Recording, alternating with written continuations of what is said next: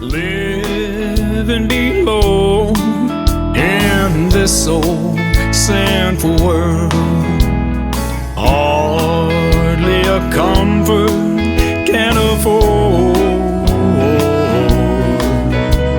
Striving along, yeah, to face temptation sore. Won't you tell me where could I go but to the Lord? Where could I go? Only where could I go? Seeking a refuge for my soul. Needing a friend, yeah, to save me in the end. Won't you tell me where could I go back to the Lord? Life, here it's grand, with all these friends that I love so dear. Comfort I get from God's own word. Yeah, when I face that old chilling hand of death, won't you tell me where could I go but to the Lord?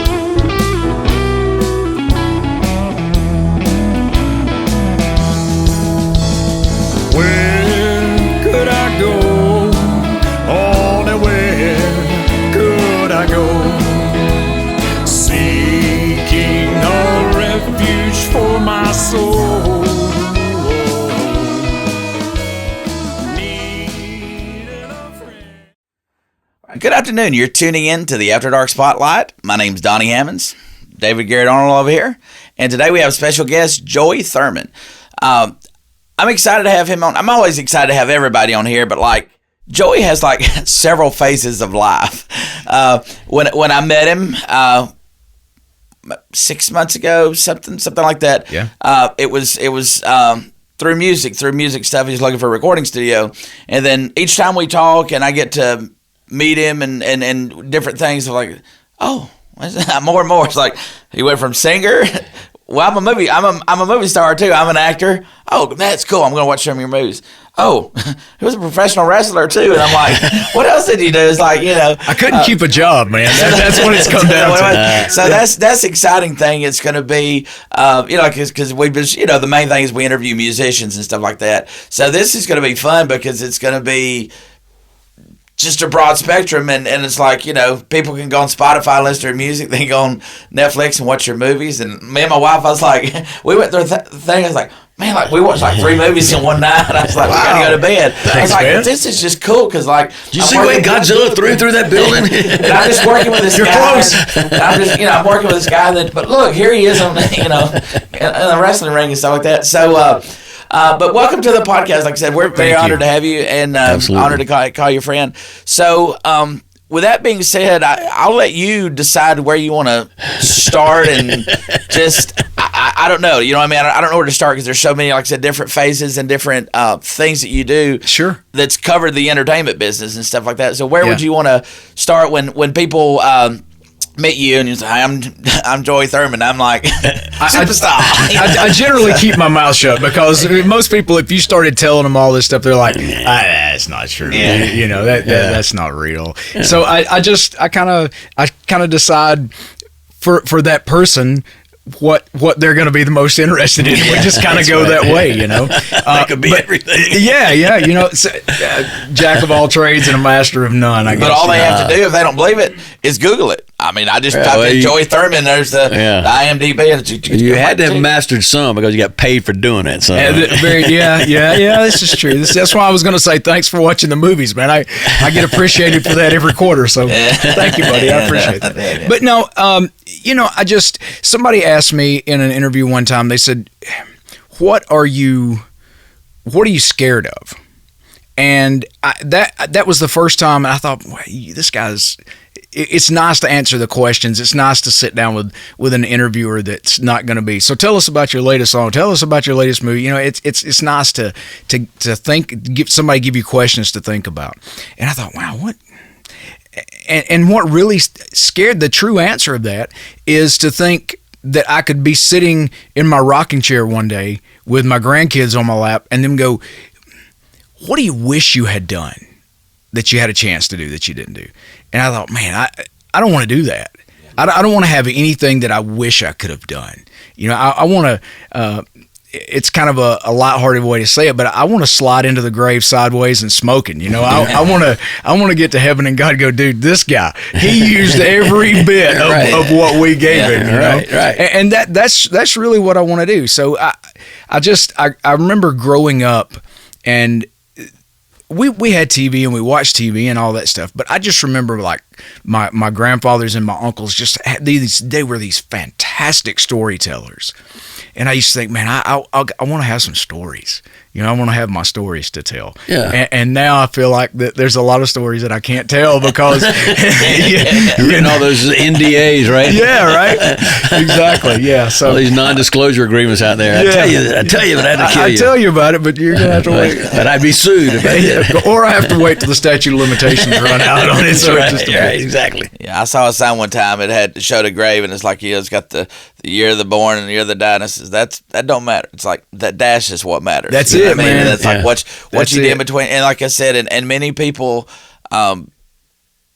either die not doing things that, like I said, oh man, I wish I'd done this, or I regret not doing that, and like I said, or a lot of people are scared, like, well, I want to do this, but I'm scared. Yeah, like I said, I'm scared because of what if, and what if is like. I think what if is like a big weight that sits on people's heads, because like I said, I have people come in the studio. Well, tell me how you got to be full time.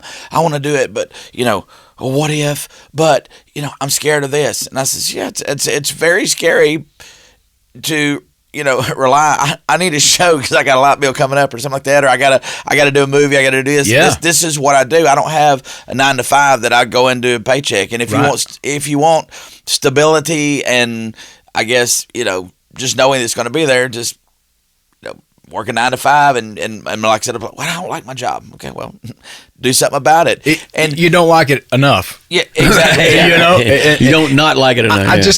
I think that one of the unique things is with what we do is that at the end of every show or at the end of every contract, you're unemployed. Exactly. And that terrifies a lot of people, as it should. Not saying that it shouldn't, but it should have a degree of I don't want to say it should have a degree of concern. Right. But the fear of it is a dream killer. The fear is an absolute dream killer. So how do you deal with that? I mean, you're going from all the project to project like that. Yeah. Let's tell folks. I think that for me personally, it's a matter of just understanding that you're gonna fail. You're gonna do things that are gonna flop, but the only way that you're really gonna improve is to accept that and be like, oh, okay, so this didn't work here. Where could it have worked? And how do I not allow this to happen again? If you plan and execute, the next step should be evaluate, and then it should be to reorganize for your to execute the plan again. And I feel like that the fear is just such a dream killer, because I hate to say it like this, because sometimes it sounds kind of harsh, but we shouldn't wish for anything. We live in the greatest country in the history of this planet, and we serve the mightiest God that ever will be. And everything that we need is there. We just got to figure out how to put the rubber to the road. spinning the wheels, there's nothing wrong with spinning the wheels. You're just getting the tires hotter so that you do get traction. Yeah, and put it in gear and you're going. Yeah. But so it's just don't wish for something. Don't wish that you could play this or play that, because I'm telling you, me of all people, to be able to do some of the things that I've done, to work in some of the films that I've worked in, to work alongside some of the Academy Award winning actors and actresses that I've worked with, to have their phone numbers in my phone, to the music and everything, that shouldn't have happened to me if I can pull this off. Right. So, and I'm sure there have been many of these things that have happened, but see if you can distill down. What's one of the most surprising things that happened in all the different things that you've done along the way? Whether it's something that came really easy, or something that just an opportunity that just presented itself that just out of nowhere, or what was a moment like that and all this stuff? There's a bunch of them. Yeah, I figured there would be. There really are. There's a bunch of them. There's. From being able to, so I didn't go to film school. So my first movie, I backed into it like a hot stove. Straight, like had no idea what I was doing. And it was Remember the Titans. And, and I wish I had known then, or I wish I had known then how big that movie was and how big it was going to be and all those things. But I honestly had no idea. I was working a security job in a little parking lot. I think there were 9 trucks in this parking lot, and the deal was the gate stays closed, nobody comes in, nobody goes out, watch these trucks, because the location was like a mile down the street where they were filming at this house. Okay, no problem. It was $60 an hour, minimum 16-hour shifts. It's close to Christmas time. I'm like, this is great. I'm making good money. They would bring your food from set. They'd bring it from location to there to feed you. So the first day I was there, this guy comes by and he goes, "Hey, they're looking for ball players if you want to go down and play ball." And I'm like, I can't leave here. I got to stay here because I'm not going to mess this up. This is a great gig. So he comes back like 20 minutes later and he said, "Hey, they said they'd pay you whatever you're making here, plus they'll pay you a daily rate to go down and play ball." And I'm like, I don't even know. What do you mean play ball? He goes, "They need football players." And I said, so they're going to pay me what I'm making here, plus they're going to pay me, I think the daily rate then was like $385 or something like that. I said, so they're going to pay me another $385 to just go down there and run around on the ball field. And he goes, yeah.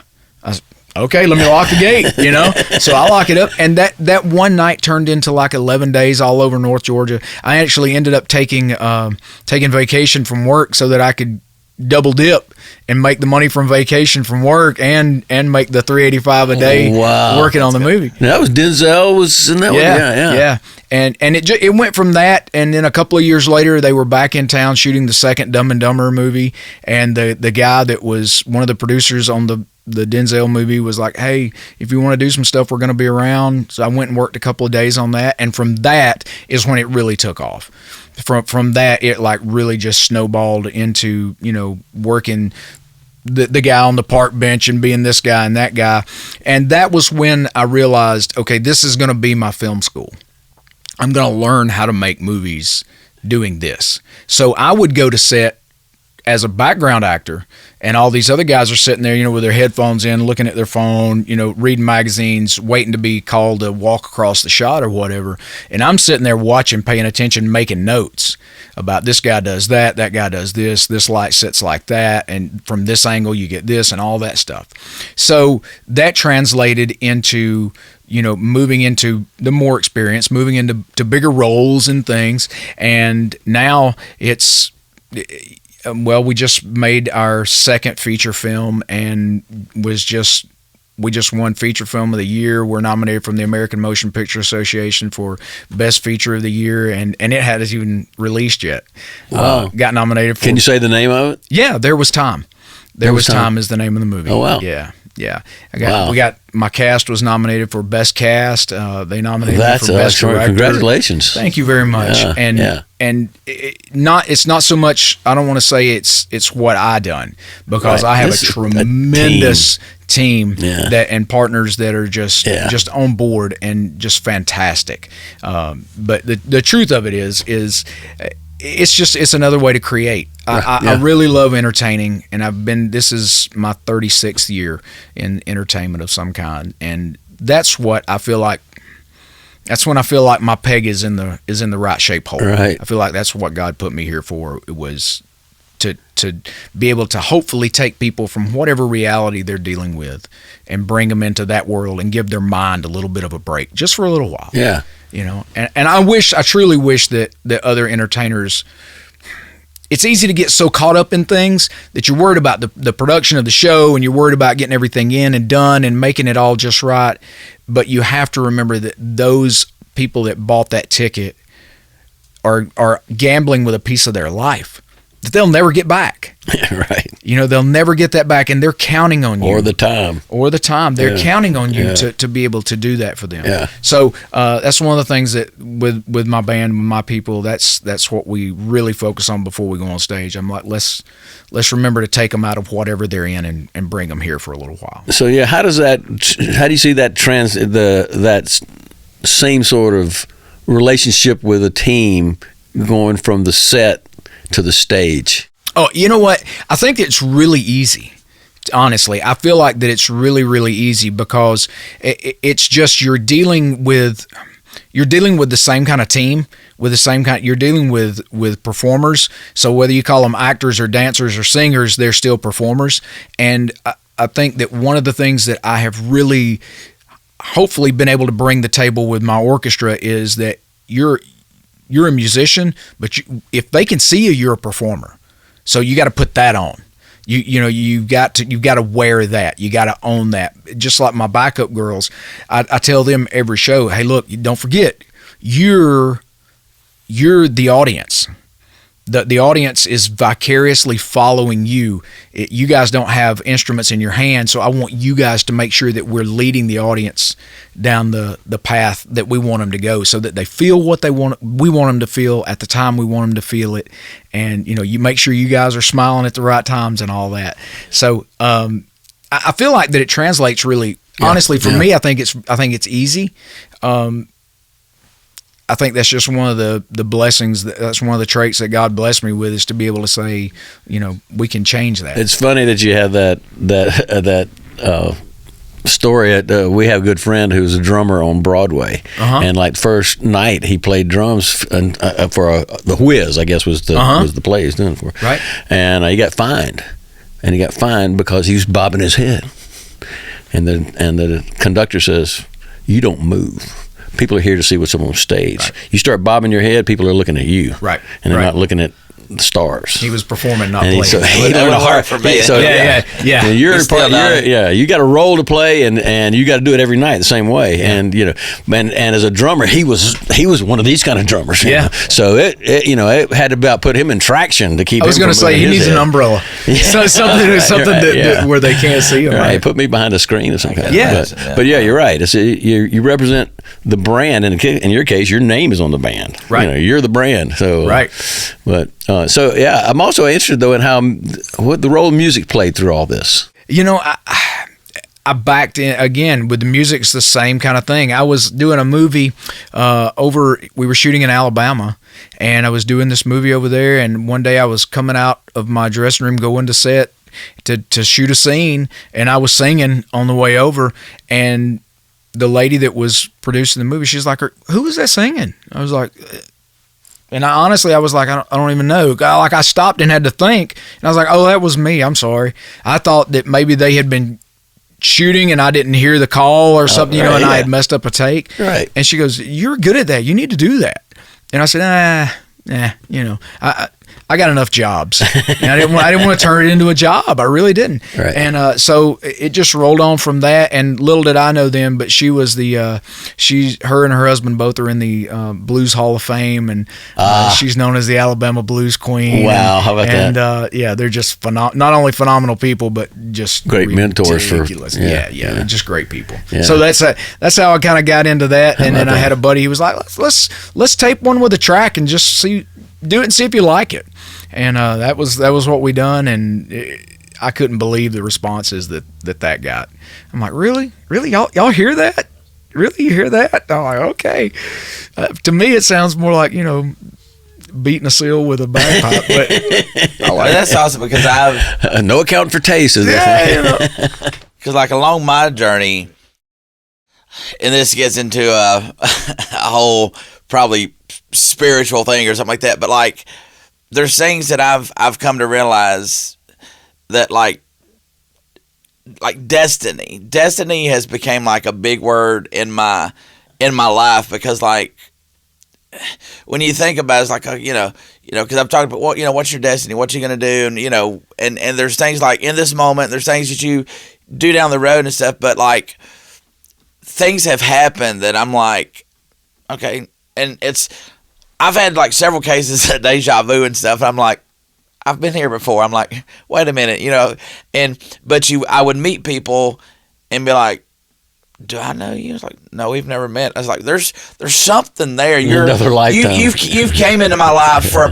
purpose, for a reason, for a destiny, right. not just oh, you happen to be at my show, and then things go down the line like, well, I'm like, what are you doing here? Like, and things like that. Yep. So, and that's what I've learned because one of my pastors used to preach a lot on destiny and stuff like that. And I was like, yeah, destiny. I'm 25 years old. I'm not thinking what's my destiny when I'm 50. Okay. I turned 50 in November. It's like, destiny and fate are two sisters, right? And this one's, destiny and fate and stuff like that. And it's just amazing that the people you meet. So I'm learning that people that I meet, like, it's almost like nobody is a stranger anymore. Yeah. When I meet somebody, I'm like, the first thing I think is like, okay, why am I meeting you? I believe you cross paths for a reason. I don't care if you're at McDonald's, if you're whatever. Yeah. So there's something to it, and sometimes I may think, because I overthink things like that, but I was thinking to myself, am I overthinking this thing? This thing is like spiritual. Am I, these people that I meet, because when I meet somebody, I'm thinking to myself, what role are they going to play in my life? Because they're here for something. They're just not, right. and it's just like I was playing a gig in Villa Rica several months ago. Had never seen this couple. This couple sat down and had, I guess it was their daughter and a friend. They sat at the front table. And I'm like, why are you picking the front? Because they didn't look like people that would like music. I'm like, why are you picking the front table? Because my speakers, I'm like, we're going to blow you out of here. And I'm thinking, okay, well, then, so we start the show and they start bobbing. They're like, and the guy's like, hey, you Merle Haggard? I said, yes, sir. So we didn't have Merle Haggard in the set, but we played Merle Haggard. And it's like, okay, draw me and stuff. And then, you pretty good. Stuff. And the wife's like, well, I bet you can't play. So I was like, and it was something, Bon Jovi or something. It's like, okay, now we're interacting. It's like that. Can't stump. Like I said, keep like, I know. Never seen these people in my life. And so 2 weeks later, we go to, another town, which Hiram, which is, just, near it, but like different. So this waitress comes to my table and we look at each other and we're like, she's like, did you just play it so-and-so and so-and-so? And I'm like, yeah. And I was like, you had the other friend that was with you. Yeah, she's the other waitress over there. Wow. And I'm like, it's just strange that we were over here and now, I didn't know you and I've met you, I've met you over here at a totally different place and stuff like that. And it's just weird. And I said like weird, but you started out as a studio client, really good friends, and stuff like that. And I have studio clients that I don't interact with outside of that. But like you're, known you several months, but it's like, man, I've known this guy for like 20 years. You know what I mean? It's just, and we tell each other, I love you, man. It's like that. And it's like, I've known this guy and there's something internal that's like, it's like you connect with. And I was like, there's something more. Right. He has a lot of stuff going on. I have a lot of stuff going on. but he tells me some of the stuff that we can't talk about. I'm like, dude, that's insane. And then he invites me, hey, you want to go so-and-so? I was like, man, if I'm available.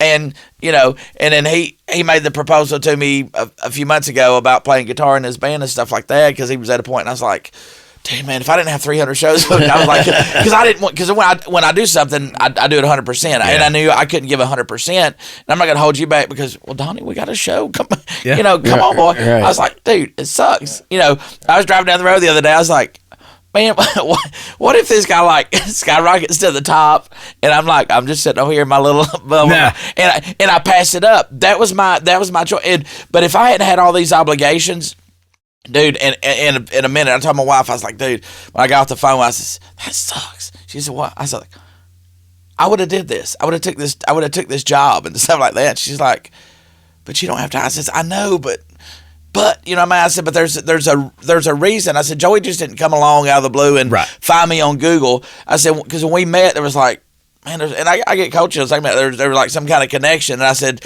and he's got the drive and determination, but he's got the heart and the stuff like that to do this. I said, so I feel like I just gave up something that could be potentially, you know, good. And I know it's always going to be good, but when I say potentially, but I don't, you know what I mean? So it's like, I don't know what to do. She's like, well, do what you feel. And I was like, well, I don't know. I was like, there's nothing I can do. I can't cancel 300 shows. No. You know what I mean?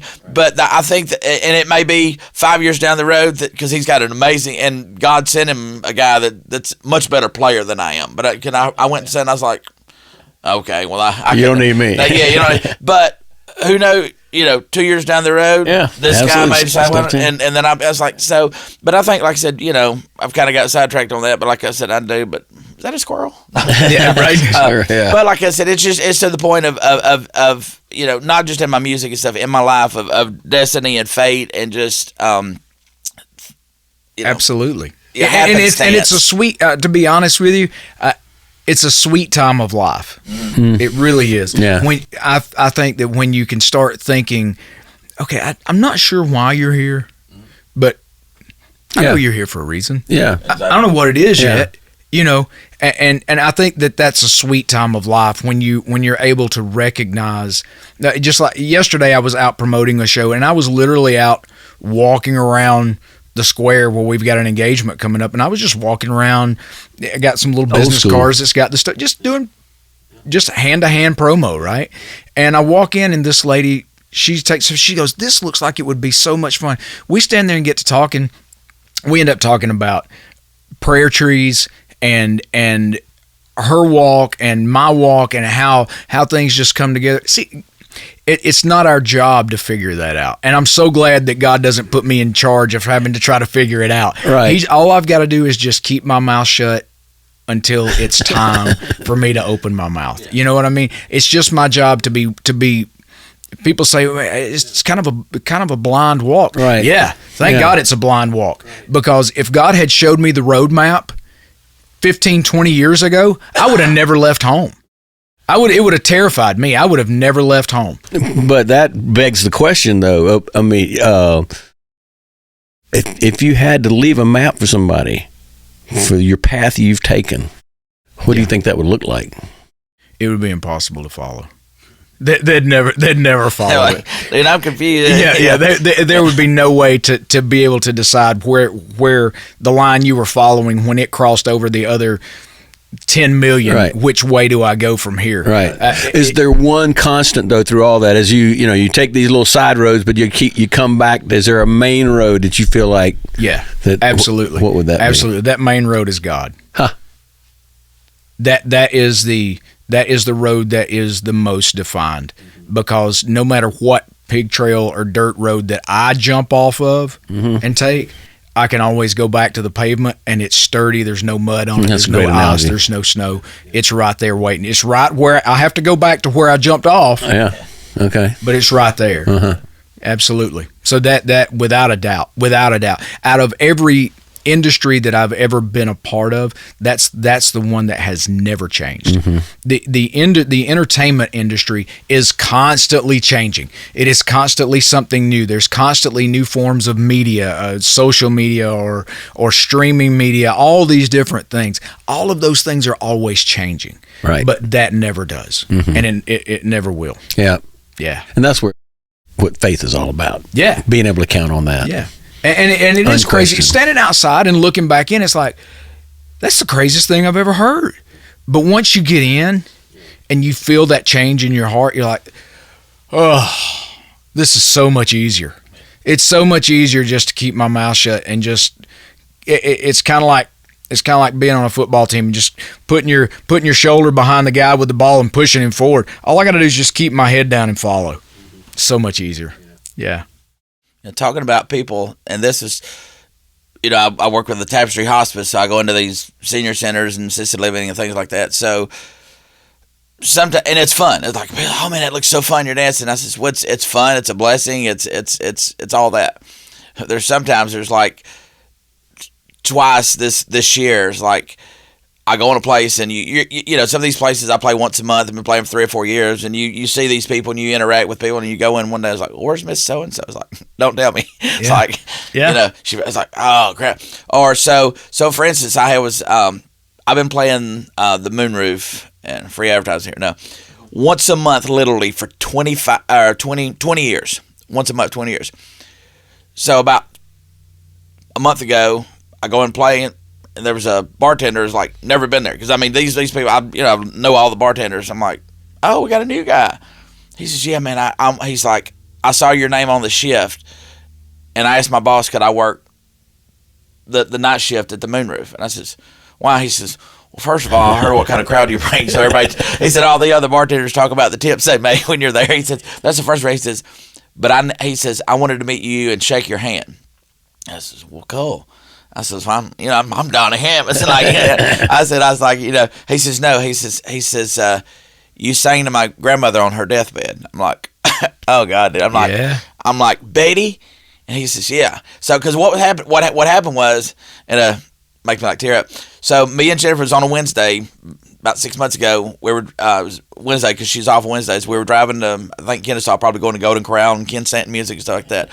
So anyway, so the lady from Tapestry calls me, and I'm like, what does she want? She never calls me.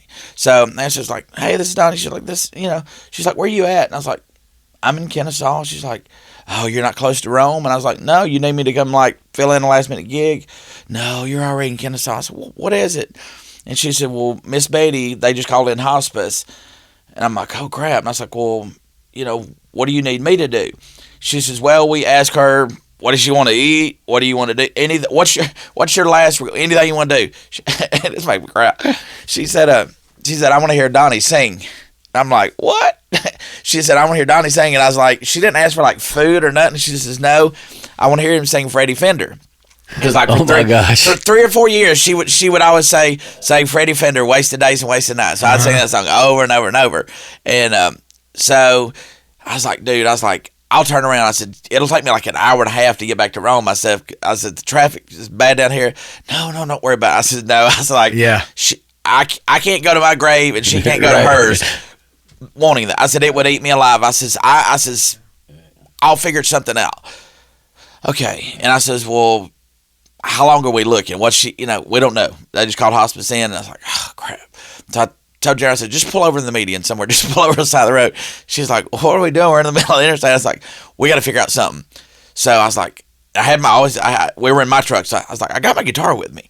So I called her back. I says, hey, I was like, I'm not going to miss this opportunity. I'll do whatever I can to do to get there. I'll eat later, whatever. I says, but I've got an idea. If this don't work, you tell me, no, that's not sufficient. She wants to see you, touch you, or whatever. I says, I've got my guitar in the truck, in the back seat. I says, I can pull off the interstate, and we can go Facebook Live, and she can see me. And she's like, dude, that's perfect. I was like, okay, right on. Thank you. So anyway, so she comes on there, and she's like, hey, Donnie. I'm like, hey, Miss Betty. I said, they said, you want to hear some Freddie Fender? And I said, you want to hear Wasted Days and Wasted Nights? She says, no. I said, that's the song I've been singing to you for 3 years. She says, I want to hear that other one. And I said, before the next teardrop falls? And she said, yeah.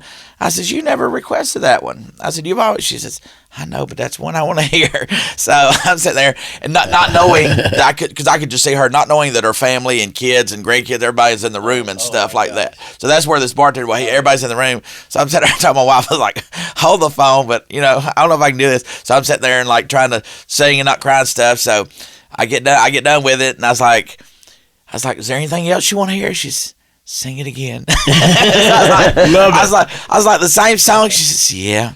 I said, you don't want to hear Wasted Days and Wasted Nights? She says, no, just sing it again. And I was man. So I did that. And I said, man, she says, okay, that's all I wanted to hear. And then we hung up. I said, do you don't want to hear anything else? She says, no, that's it. And so we hung up, and that was about 2 or 3 o'clock, and then they texted me about 9 o'clock that night. She had passed away. Wow. But anyway, he told me, he says, Betty's he said, I was in the room when you did that. And he said, dude, he's like, that meant so much. And I was like, wow. Yeah. I was like, you're like, tugging him on. And you never, like I said, I'd never seen him in the camera. And I'm like, but when did you start here? And he's like, well, I've only been here a couple months. And I'm like, like you said, you're this dude out in the ether, and it's just like that, and it's you never wild. know. You and truly it touched never him. know. I'm sitting here, something that I've been doing for his grandmother, singing to her for 3 years. I didn't know 3 years later that it was going to make an impact on her grandson's life. That was in his 20s. That like he's like, man, what you did touched my whole family. And I said, well, I'm just doing what I'm supposed to do. Yeah, and we never. I don't think we'll truly know the impact that you have. I mean, it's such a similar story. Last Thursday morning, I think it was Thursday morning, I woke up, it couldn't have been. What's today? Today is a Sunday. Today's Saturday, February 14th, Valentine's Day. Man, I got to go get my wife something. They all slam together. Yeah. So I wake up one morning and I have this message. Hey, I know that you don't know me. I know you've never heard from me before. You don't know my family, but my dad is getting close to passing away, and he watches you on this Redback Revival gospel show every day. She's like, I have him DVR'd, and he watches you every single day. Wow. And we're planning his services now. He's just getting close, and I'd like to know if you could, it would be great if you could come. And when I saw it the next morning, I was like, where are you at? I mean, right. And she writes me back, we're in, yeah, right. That's what I was expecting. It really was. And she said, we're in Bethlehem, Georgia, which is just, not close to Buford. How about that? And I said, okay. I said, well, give me, if you, she goes, well, he passed away this morning. And because I was going to get my stuff and go then, as soon as I saw that. And I was like, okay. And she said, well, I'm going to go plan his services today, and I'll let you know. I was like, well, let me know, as soon. And so she let me know. And one of the other guys from the show, the host of the show, I called him and said, hey, this guy's a huge fan of the show, and he just passed away. I'm going to go to his service, if you want to go. So we ended up going together on Friday, and it was that, she said she came over, and his wife came over, and she said he had dementia for the last couple of years of his life, and when he would get frustrated and he couldn't figure things out because he couldn't remember things, she said all I had to do was put on that show, and it would just stop. It would just go away. Wow. And she said, it would thrill him to know that you were here. And so I got to love on the family and hang out with them and all that kind of stuff. And then she was like, well, would you lead one of the songs at the graveside? So we got to do that. But you never truly know. Oh, yeah. You never truly know how big your footprint is. Yeah. That's why I say, like I said, the destiny thing and the whole. Yeah. Right. That's why I think it's so important. That's why we need to just blindly go. Yeah. Because it's not your job to know. Right. It's just my job to do. Some things are unknowable. Right. Yeah. Right. It's just my job to do. It's not my job. And that's why when people ask me things like political opinions and stuff like that, you don't want to know my opinion. My opinion shouldn't matter to you. My opinion as an entertainer, it shouldn't matter to you at all. But hopefully you're able to look at my life and go from that. One of the things that my grandmother had written in her Bible was that you are the only Bible that a lot of people will ever read. So you have to really pay attention. And us, in particular, in entertainment, if you so choose to be the man that walks out from behind the curtain and stands in front of people for them to look at you, that's a tremendous responsibility. It is. It is and I feel like that there's so many in our industry that don't wear that coat. I know that I've said this like 3 times, but you've got to own that. You've got to wear that. No, you're right. And be mindful. And there's a lot that that don't. Yeah, because they're watching you. They're looking at you to see, are you doing the right? How do you do things? So it's part of the mantle you assume when you step out there. It's like really it's like there's a set of rules that right. or guidelines, I guess I should say, right. that you should. And in the world of needing to get press and to get coverage and camera time and all those things, it's easy to say, well, it goes kind of back to the old rock and roll trash in a hotel room. If the band goes, if we rent 3 suites and they trash one of them, maybe they'll get the local cameras out here and we'll get a little PR. I get that, but you have to be really careful. No, you do. There is such thing as reputational damage that can't be undone if you're not. I've told my bandmates, and I told them when I first hired them and stuff, I said, look, I'm not getting into your personal business. I says, but now you've joined my camp. you've joined my. I says, and I didn't even name the Donnie Hammond's band because I'm like, the Donnie Hammond's band. Actually, my old drummer named it because when I was putting together the band and stuff, my previous drummer, I was like, well, let's think of a name. And he says, well, you've been doing acoustic shows for 8 years. Everybody knows your name. He said, let's just name it the Donnie Hammond's band. But I was like, but I'm not that guy or whatever. And he says, but if we start over with a band name, we're going to have to start over because the brothers go, oh, who's this new band? Right. Says, okay, whatever, if you're fine with it. But I was like, just know that I'm not that guy. I'm a team player. But anyway, but it's stayed that same, and it's my brand and stuff now. So I told my guys, I said, when you came in to the Donnie Hammond's band, I says, you're representing me. Right. I said, you're putting on my jacket. That's I said, I'm not getting in your personal business, but I am, because what you post on your Facebook, what you post on your social media, like I said, whether it's politics, religion, whether we believe the same thing or different, I said, reflects, because when they see that, they're going to say, oh, I remember that. Yeah, that's so-and-so. They're going to say, no, he playing the Donnie Hammond's band. Uh-huh. They're not going to remember. Oh, that's drummer Tom, and that's drummer. I said, so you have to watch it. I says, when you're out with me, I said, I would, and I said, it's hard because I don't want y'all to try to put on a fake facade life or something. I said, but if you're at a restaurant and you cuss out a waitress, and then say that waitress comes to another bar and see, I'm leaving. That guy cussed me. Yeah. I said, you're representing me. I said, that's right. I said, if you can't. If that's a problem, then you need to. I need another drummer. And I said, because I can't text you and watch your Facebook. Man, you need to take that off. You need to take that off and stuff like that. Right. And they've been respectful of that. They're like, okay, we get it. And I was like, it's simple. Just if you want to check, keep your mouth shut. It's human nature. You're only as good until they meet you again, or as the last thing that they see you on. That's why. It's like, especially with movies and TV shows. I mean, thank you God, I've been able to do over 70, but I'm only as good as the last one you saw me on. Right. If you saw me on one that was, from 15, 20 years ago, that's as good as I am until you see whatever it is next that you see me on. So, and that's just human nature. It's like that with dentists or undertakers or anybody. If you have a bad experience with a dentist, you're going to be kind of side looking at every dentist till you get a good one, So it is important. It is extremely important.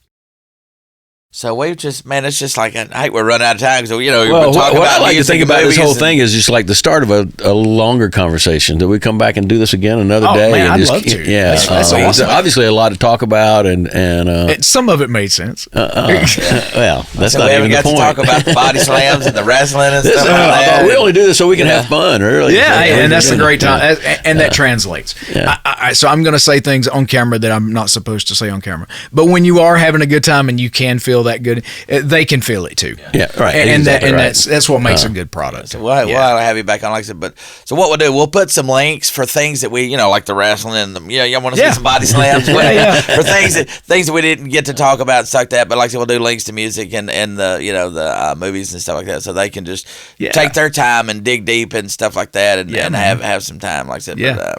But like I said, I sure do appreciate you coming. It's true. And also a powerful witness today, too, I think. Huge honor for me. And you were talking about, I was actually in the Godzilla King of Monsters.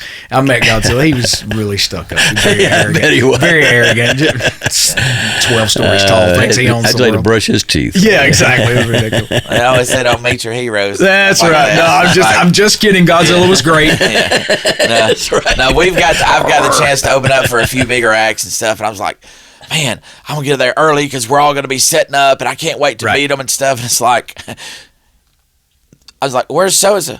They're in the green room. Can I go back there? No. I was like, but your green room's over here. But I'm like, but can I just go, hey, man. Just say hi. Can I shake it? Yeah. No, he don't want to be. I'm like, but we're opening up for him. Don't he want to, don't he want to know something? No, he'll hear you back there. I'm like, but I want to meet him because he's like big star. So No, he don't want to be bothered. I'm like, okay. I was like, you know what, band? So I told my band, I was like, you know what we got to do? We got to blow. I said, blow it up. That's right. We got to blow this band away. Yep.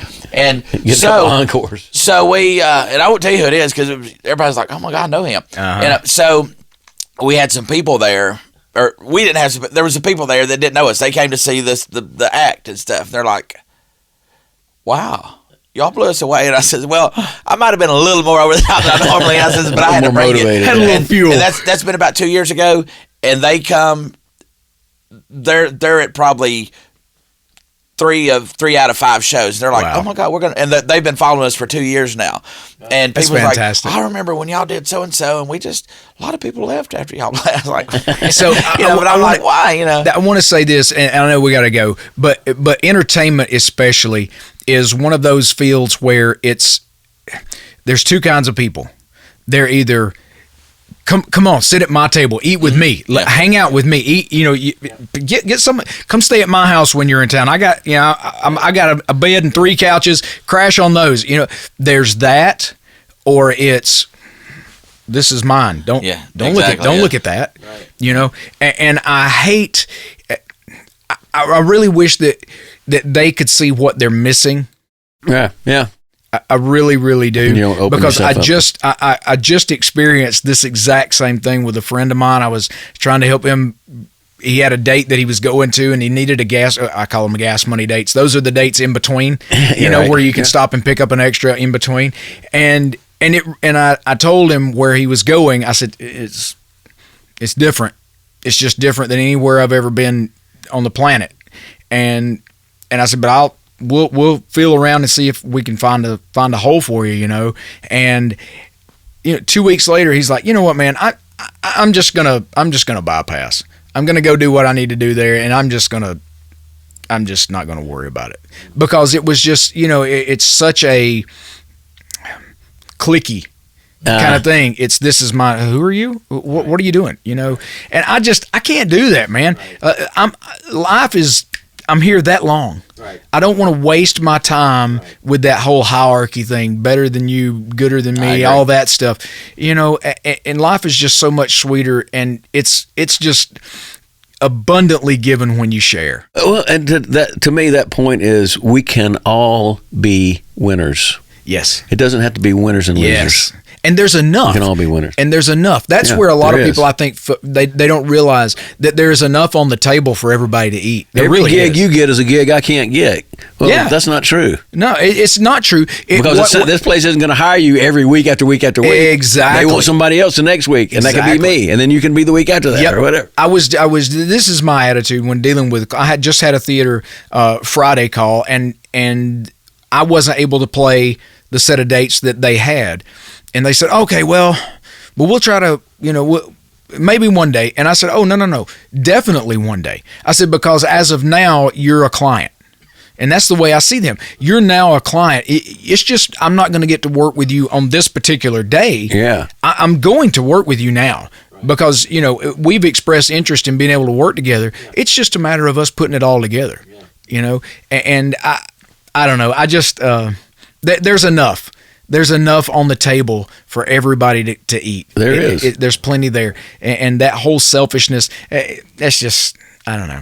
You got to be careful what you let in. That's for sure. Well, you got to be careful what you let in. It's not. But you got to be careful what you let in, because that little seed of selfishness, that little seed of greed, it'll grow on you in a hurry. It'll consume you, and then all of a sudden your dreams are getting crushed. But I will tell you, somebody who's got a few decades behind him, that matters a lot less when you get toward the end.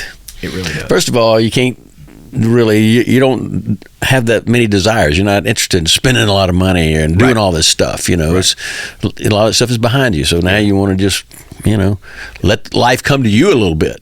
That's the one thing too. If you don't always have to be running toward life. Let life come toward you a little bit. And it is sweet when you're able to sit back and enjoy things like that. And I was as guilty as everybody else. When you're in your 20s, 30s, it's man, I want to get this. I gotta go. And a little bit later, you start realizing, it's not really having what I want. It's more about wanting what I have. I'm able to slow down and be like, You know, okay, all right. I got 2 toilets in my house. You know what I mean? I've got a driveway. It's a little bit more warning what you have. And when you come to that realization, it definitely is. It gets sweeter for sure. That's one thing I realized the other day, because there's things I want, because I'm like, well, I love to spend money. I love to. My wife, I shop more than my wife. She's like, I hate going to all these stores. I'm like, let's go to the mall. She's like, I'm like Jeff Bezos on speed dial. Yeah, oh my God. And I love buying stuff, but I work, so I can buy stuff. I don't expect it. And one day I was like, man, I got all these things I want. I want to make a wish list of these gear that I want.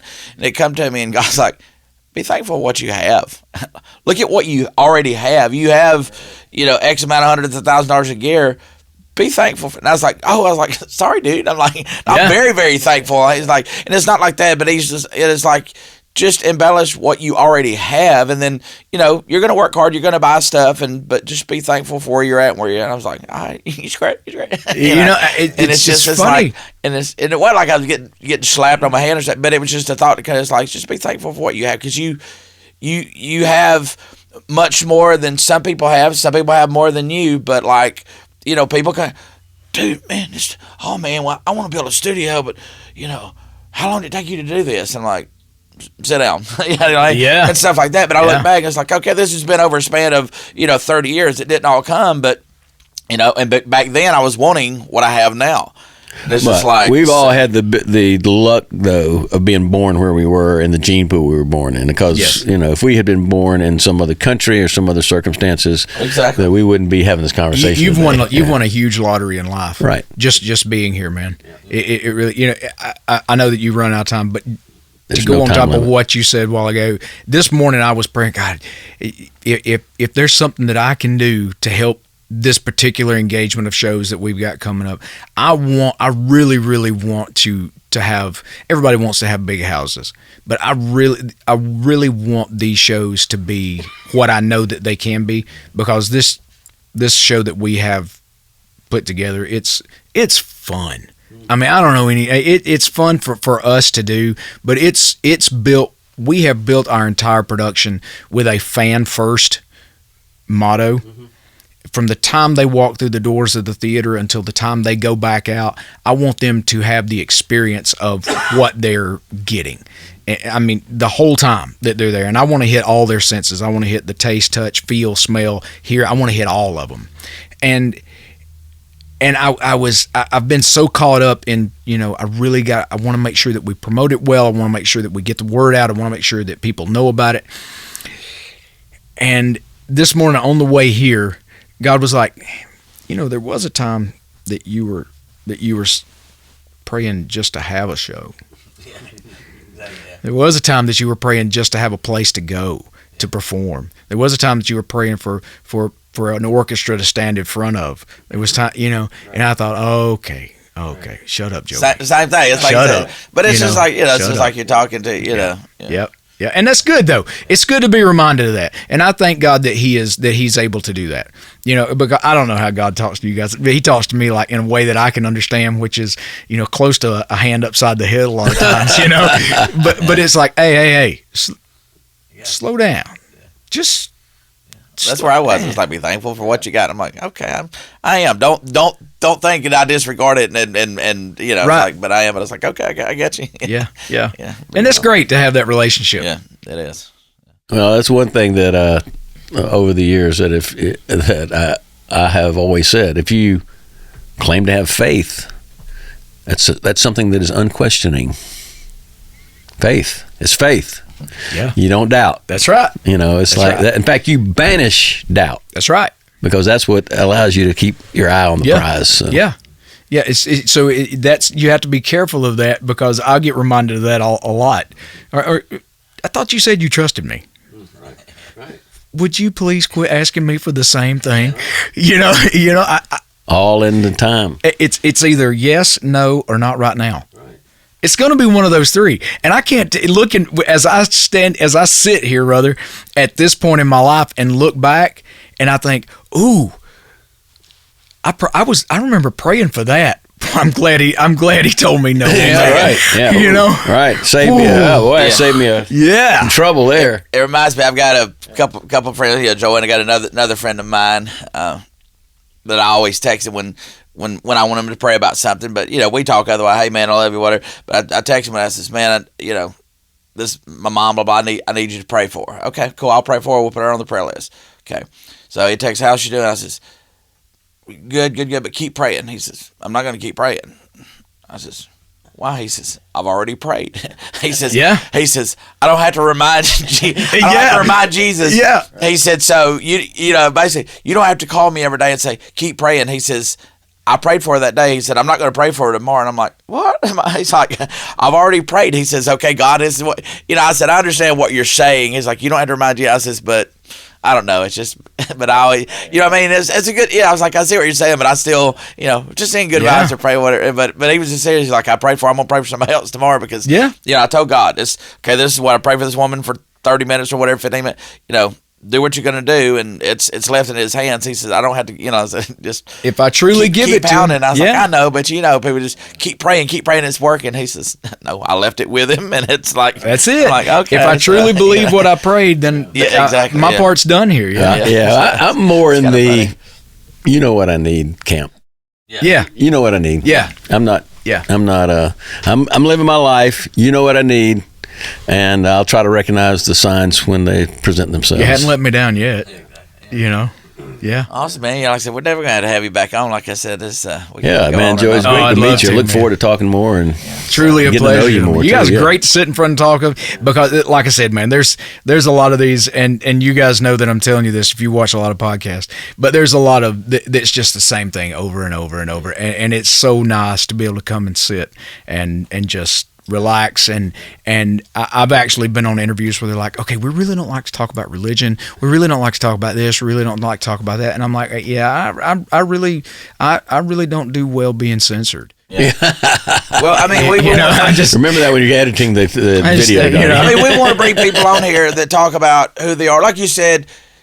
Well, I said on social media, I don't do politics and religion. Well, I've been preaching Jesus this whole thing, so I'm sorry. Hey, I think that's fair game. But you know what I'm saying? But we did, get off on politics and what we believe and don't believe. Like I said, we're not pushing religion down your throat. We're just telling you Jesus is our friend and he's helped us. Well, I can tell you, if you don't know him, hook up with him. You know what I'm saying? Absolutely. He's a good dude. Absolutely. But there's a lot of people going to be coming through here talking about their path. Yeah. And a lot of people are on a path, a Christian path. And so that's part of what their story is. And so that this is not us, this is not going to be a religious show or a politics show. It's going to be a people show. Right. And we're learning from each other about how we get through this stuff. And that's it. That's exactly right. I love that it's a people show. And this is because the truth be told, if you sit and watch the news, you would think that the world is a burning fireball as we speak. But when I go out every day into the world, I don't remember seeing two old ladies battling it out in the bread aisle at the grocery store, or I did see two old ladies battling over a tip at the Huddle House one time. I don't see those things. What I see is that we actually get along pretty good, and the truth is that when we're left to our own devices and love each other, and we share that common courtesy with each other, especially in America, but as human beings, we're pretty unstoppable. We accomplish some pretty awesome stuff. Yeah. Awesome. A lot of help too. Yeah. We had a lot of help. You've been tuning into the After Dark Spotlight, filmed live here at the After Dark Studio. My name's Donnie Hammonds, my co-host David Garrett Arnold, and we're honored to have Joey Thurmond, singer, actor, and we didn't get to talk about the wrestling, but we'll do that next time. So we'll give you plenty of links, and you can spend a lot of time diving in and finding more about his history and things like that. Yeah, encourage you to dig deeper into this, and just a super good dude. So you guys have a blessed night, day, whatever you're watching. If it's night or day or whatever, just if you're watching at night and you forget some things we said, just watch it tomorrow and you'll learn something new. Watch it again. Put it on repeat. That way the views go up. Yeah, absolutely. So wherever you're at, like I said, we love you. Like I said, you guys have a blessed day, and we'll talk to you soon. All righty. Thanks, guys. Hey, thank you.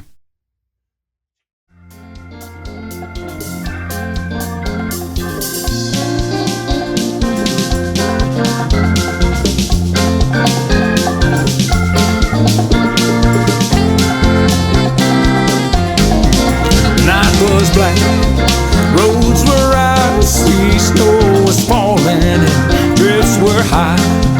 I was weary from my driving, so I stopped to rest for a while.